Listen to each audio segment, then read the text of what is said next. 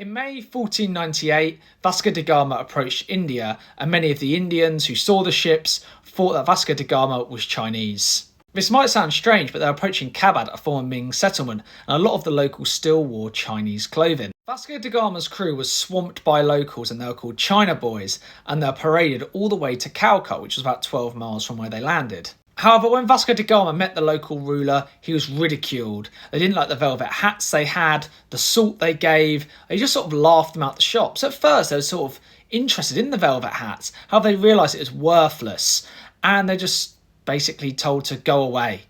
In the coming decades, Portugal would realise how much India traded with China, and Portugal started taking these old Chinese trade routes over. And this was mainly because the Chinese had retreated themselves a couple of decades before and sort of cut themselves off from the world and just sort of didn't impose their will, because under Kublai Khan and dynasties after,